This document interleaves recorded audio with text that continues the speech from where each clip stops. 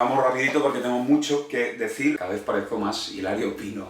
La Rambleta es enorme, es inacabable. Entonces, claro, los organizadores quieren vender lo máximo posible. Yo también me parece bien, me parece encomiable. Lo que pasa es que viene bastante gente y creo que están los mismos organizadores. Si no viene la gente del Ultra Show, no vendría cada año. No es una cuestión cultural, es una cuestión económica.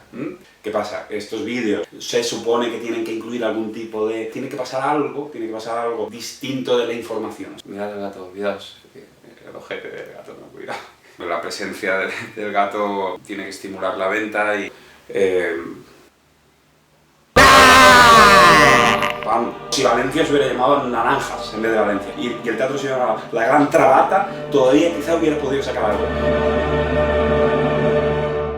Es interesante la intensidad dramática. Muy buena ocasión para ver un show, muy buena.